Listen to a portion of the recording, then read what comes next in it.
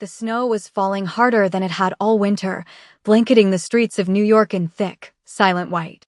Midnight had long passed, and the city, usually never asleep, seemed to have finally dozed off under the weight of the storm. Streetlights cast a dim orange glow through the haze, and the wind howled between empty buildings. A sleek, black armored sedan moved slowly through the deserted street, its tires crunching softly against the snow. Inside, Kwon Jae-wha sat with one hand resting on the leather steering wheel, the other tapping impatiently on the console. The world outside was a blur of white, and he had no reason to be driving at this hour, except that the silence of the storm was better than the silence of his empty penthouse. He was a man who commanded the city's shadows, a powerful Korean mafia boss whose name was spoken in whispers, yet tonight, he was just a man chasing away the ghosts of insomnia. As he turned onto Lexington Avenue, he spotted someone at the bus stop. He squinted, slowing the car until it came to a sharp halt. There, huddled on the cold metal bench, was a young woman in a green nurse's uniform. Her dark hair was damp with snow, her shoulders trembling under a too-thin coat. She was about 25, an African nurse whose strength seemed to be failing against the brutal cold. She sat stiffly, hands stuffed into her pockets, eyes unfocused. Her phone lay uselessly in her lap, screen black, battery dead. Jae-wha's brow furrowed. Without thinking, he threw the car into park and stepped out. The cold hit him instantly, biting through his expensive suit, but he barely noticed. He approached her with quiet steps, the snow muffling the sound of his Italian leather shoes. She did not look up until he spoke. "You're coming with me." Her head snapped toward him, her dark eyes wide with alarm. "Excuse me? I don't even know you." He looked directly at her, his voice calm but firm, a tone that left no room for argument. "I'm not leaving you here to freeze. That's not happening." She stood up quickly, instinctively putting a few feet between them. "I'm fine," she said, even though her voice shook and her teeth chattered. "I'm waiting for the next bus." "There is no next bus," he replied, glancing down the empty street. "Not tonight. Everything shut down.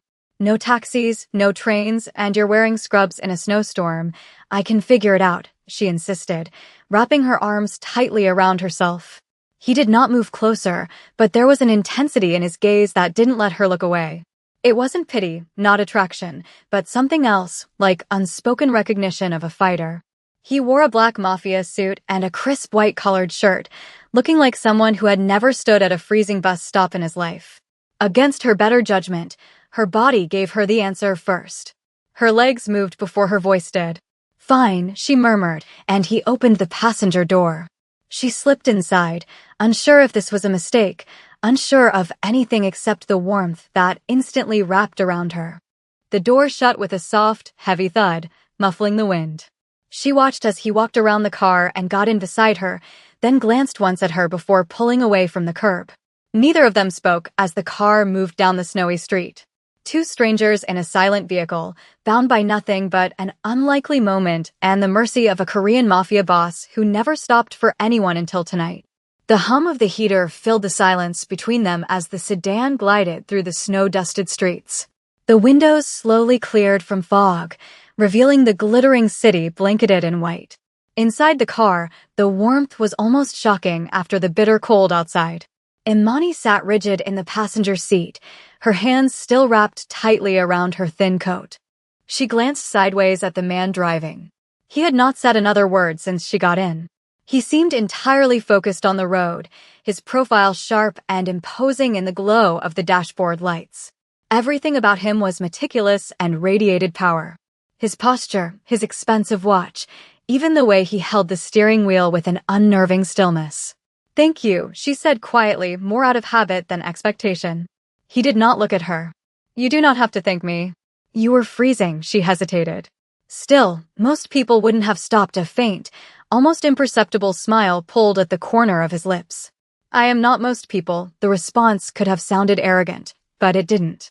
It was just a fact, delivered with the weight of a man who knew his own place in the world.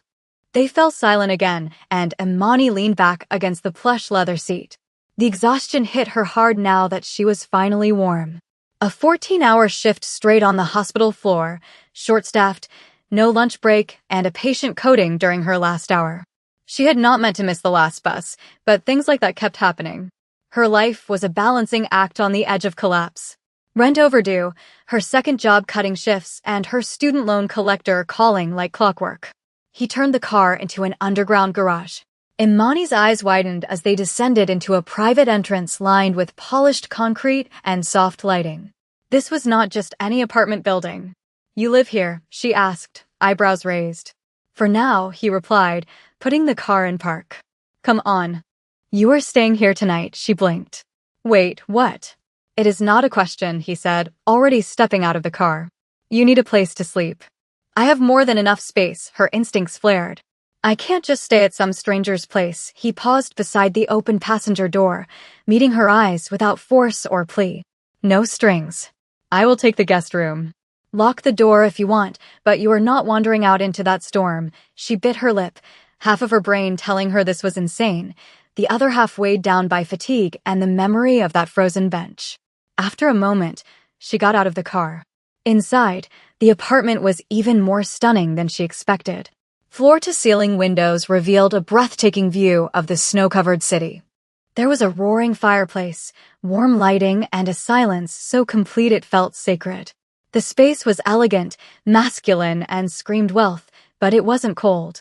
You could feel the power of the man who lived here. "You can take the room on the left," he said, gesturing toward a hallway. "There are clean clothes in the dresser. They will be big on you, but warm." She turned to him slowly. "Why are you doing this?" He shrugged slightly, a gesture that seemed foreign on his stern features. "Because I can, and because even a man like me has a conscience." That answer lingered with her as she walked to the guest room. The bed was made perfectly. The sheets smelled like sandalwood and something expensive. Everything was pristine, but it did not feel empty.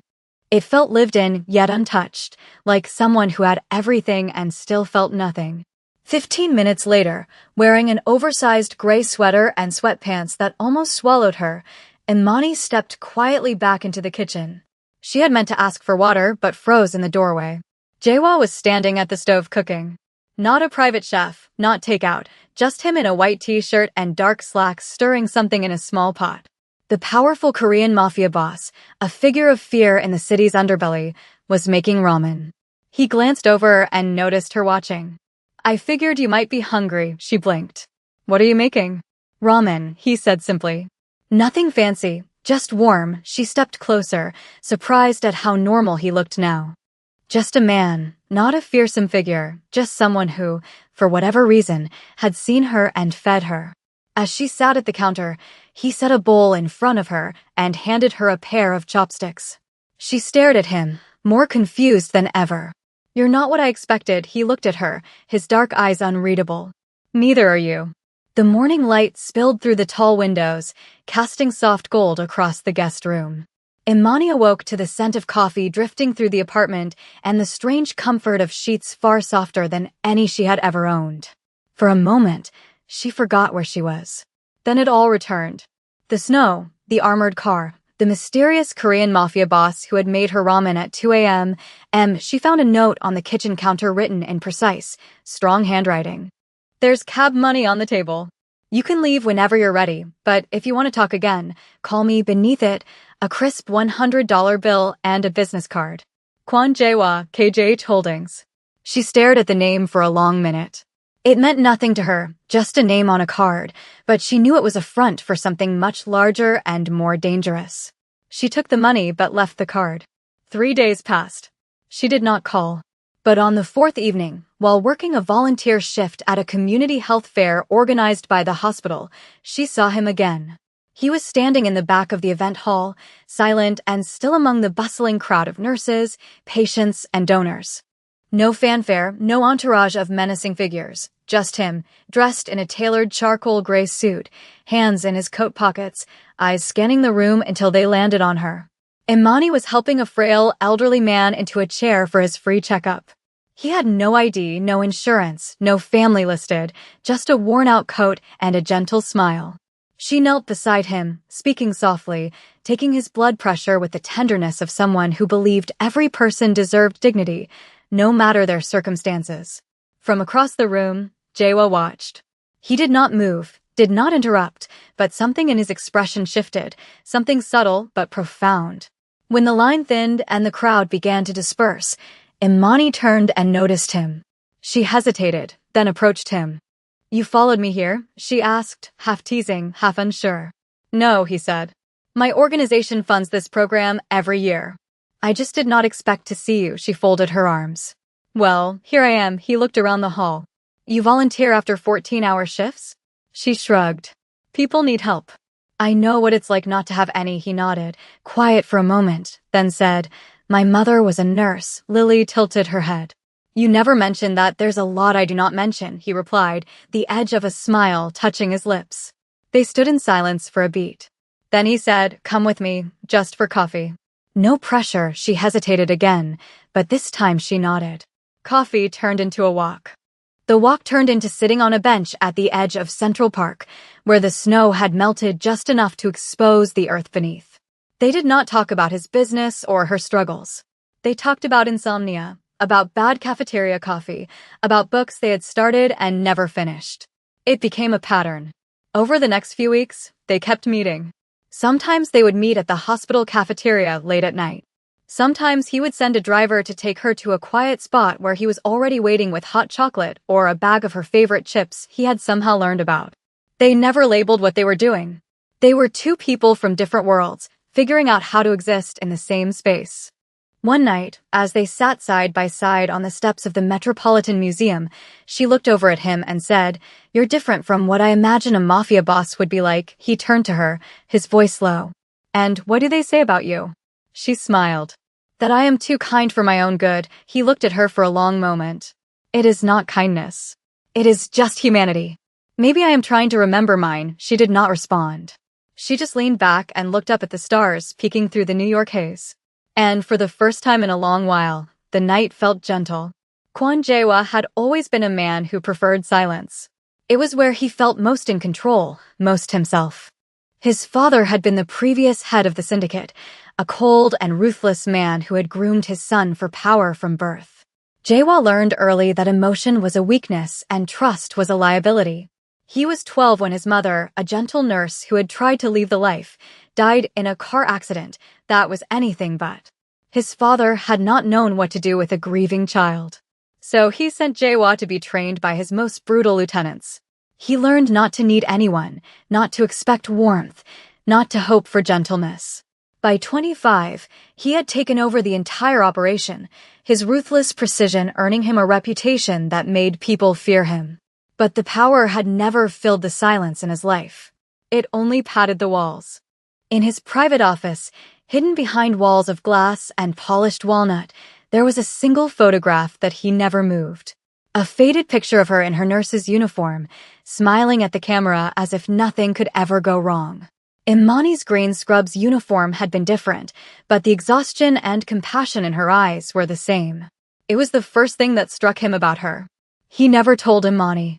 Instead, he began to do what he did best, operate in silence. Through discreet channels, he tracked down her remaining student loans. The collection agency suddenly sent her a letter stating her debt was settled due to an anonymous benefactor. He noticed her hospital had been struggling to keep its low-income care program alive. A quiet, untraceable donation arrived, enough to keep it going for the next 3 years. He was careful. He never let her see the threads he was pulling behind the curtain. To Imani, he remained just Jae-wha, the strange, quiet, and powerful man who showed up with coffee. She had no idea how closely he followed her world, how often he rerouted his own dangerous meetings just to sit in his car across the street from her hospital, just to make sure she made it to the night shift safely. He told himself it was not about control. It was about making sure she had the freedom to keep doing what she loved. He had seen what burnout did to people like her. He had seen it in his mother's eyes near the end. He would not let Imani carry that same weight, at least not alone. Some nights after one of their quiet, unstructured meetings, he would come home and walk into his office, staring at the photo of his mother. He would think of the way Imani smiled at her patients, of how fiercely she protected people who had nothing. "You would have liked her," he once murmured aloud to the picture. "You were the same," but he never said those words to Imani. Not yet. He was still learning how to open the door to that part of himself, the part buried long ago when a small boy in a black suit stood beside a casket and stopped believing the world could be soft. Imani was changing that. With every unguarded laugh, every late-night story over takeout containers, she chipped away at the armor he had worn for decades. But she did not know what he was doing for her in the shadows. He did not do it for gratitude. He did it because something about her made the silence inside him feel less endless.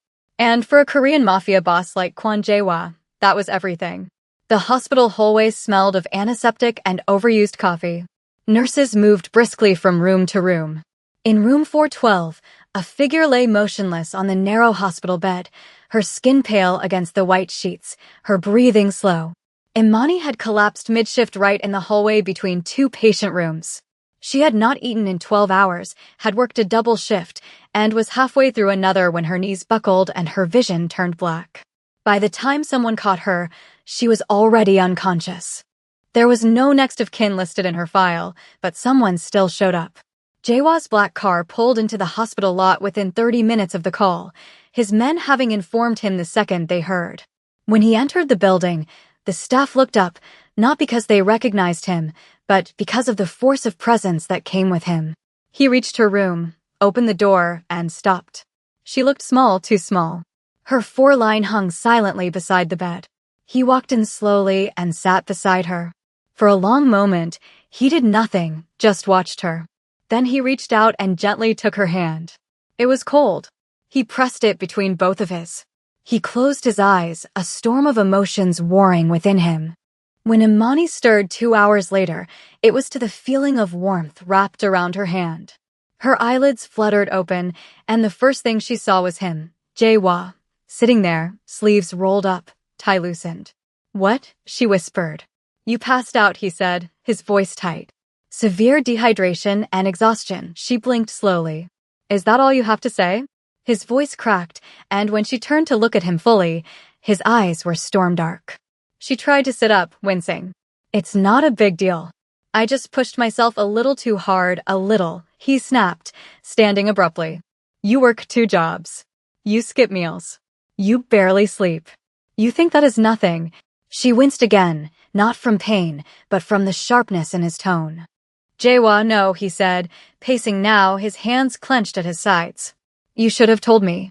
"I could have helped. I didn't want your help," she said sharply, and the air between them stilled. He turned to her slowly.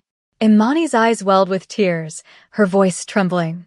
"I've always taken care of myself. No one ever shows up. No one stays. And I didn't want to owe you anything. I didn't want you to look at me like I was broken." He moved toward her slowly. She wiped her face, ashamed. "I'm sorry. I didn't mean to fall apart like this." "You're not falling apart," he said gently. "You've been holding the world together with your bare hands." She met his gaze, raw and exposed. He sat beside her again and took her hand back into his. But now he held it tightly.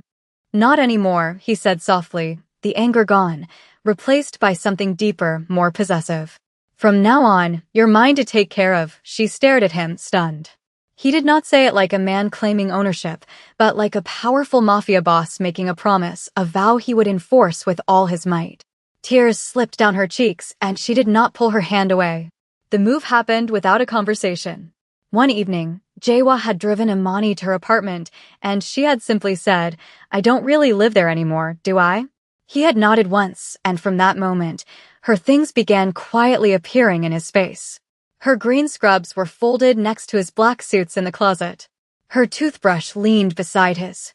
He cleared a drawer in the kitchen for her tea and left a fuzzy blanket draped on the couch because she always ran cold. Still, there were no whispered "I love yous," no arms pulling her close in sleep. At night, he took the sofa. She realized he was afraid of something he could not name. He was learning how to be close, but learning slowly. He showed affection in unspoken gestures. Each time Imani worked a night shift, a warm container of her favorite food would be waiting in the staff fridge with a note taped to it. "Eat, please." Her photo, a candid shot he had taken, sat framed on his desk. He never said, "I miss you," but he started canceling meetings just to walk her to work. She knew he cared, but there was still a wall, a quiet, hard wall she could not climb. He never said how he felt, never reached for her hand in public, never once asked her to stay the night in his bed. One evening, Imani returned from a shift to find the apartment quiet. She found him in his office, staring out the window. The photo of his mother was beside him, her own photo just inches away. She stepped inside, her voice gentle. "You always look at that photo when something's wrong." He didn't turn. "It helps me remember what?" His silence was long. "That people like her and like you still exist, Jae-wha," she whispered. "What are we doing?" He finally looked at her. "What do you mean?" "This," she gestured between them. "We live together. We talk. But we don't touch. We don't say things. I don't even know if you want me here. I want you here," he said too quickly. "Then why does it feel like I'm a guest in your dangerous life?" Her voice cracked. "Why won't you let me in?" He looked down, jaw tight. "Because once I let people in, they leave. I'm not people," she said. "I'm me, I know." His voice was low. "That's what makes it harder." She stared at him for a long time, then said softly, "I love you, Jae-wha." "I think I have for a while." He looked at her, eyes wide, but he said nothing. The silence stretched too long. And that was when she knew. She nodded slowly with a sad smile. "That's okay," she whispered. "You don't have to say it, but I can't keep waiting for a man who can't decide if he's allowed to feel." She turned and walked out of the office. That night, she packed her things. He did not stop her. He stood in the hallway, his whole body taut as if fighting something ancient and hard. But he said nothing. When the door clicked shut behind her, the silence in the apartment changed. It was no longer soft. It was shattering. The silence she left behind was deafening. For days, Jae-wha moved through his penthouse like a ghost. Meetings passed without his focus. A multi-million-dollar deal was postponed. His second-in-command knocked gently on his office door one afternoon. "Boss, the council is waiting for your confirmation on the shipment." He stared at the photo of Imani. "Cancel it," he said. The man blinked. "Sir?" I said, "Cancel it." Then he stood, grabbed his coat, and left the building without another word. He needed to find her, and this time, he would use all the power of his organization. It was late when he arrived at her old hospital. At the front desk, he asked for her. The nurse glanced at the screen, then frowned. "Imani Bennett?" "She transferred 2 weeks ago." His heart dropped. "Transferred? Where?" The nurse shook her head. "She's no longer with this facility." She didn't leave a forwarding address. He stood there for a long moment, stunned. He had men who could find anyone, but she had vanished. She didn't want to be found by him. He stepped outside, the cold air biting at his skin. He walked out into the hospital courtyard and stopped at the center. His chest tightened. He turned his face to the sky, eyes filling before he could stop them. "She was the only thing," he whispered, voice cracking, "that made me human." Winter returned to New York with a hush of falling snow. It had been a year since Imani left. Now she was head nurse at a small hospital in upstate New York. Yet on quiet nights, she still thought of him. Then came the call. Her aunt had suffered a mild stroke and Imani returned to the city. She moved into a small rental, telling herself it was temporary. One snowy morning, she wandered familiar streets and stepped into a small flower shop. The bell chimed. There he was, his back to her, tall and still. He turned, their eyes met, and the world held its breath. Jae-wha looked older, wiser, but still entirely him. He stepped toward her. "You're coming with me," he said, his voice low. The words echoed from a year ago, but now they carried a raw vulnerability. He paused, eyes steady. "If you still want to." I never stopped waiting. Tears welled in her eyes. She nodded, unable to speak. He took her hand with care, and when their fingers locked, it was with the certainty of someone who would never risk loss again. He brought her home, not to the penthouse, but to a warm apartment filled with plants and light. Her blanket, her photo, her presence always kept close. "You kept everything," she whispered. "I kept you," he said. 6 months later, they married on a soft summer morning. Guests were few but dear. Colleagues, old patients, and friends. The elderly man Imani once cared for Rose to speak during the ceremony. "She's always been an angel," he said through tears. "Now she's found her guardian." Jae-wha spoke his vows without notes. "I didn't know how to love before you," he said. "But I promise every day I'll learn." "With you." Imani touched his cheek, her voice soft. "We'll learn together." That night, they sat wrapped in a blanket on the porch of their new home. Imani leaned into him, smiling. I never thought a freezing night at a bus stop would bring me home. Jae-wha kissed her hair, his voice a whisper against the wind.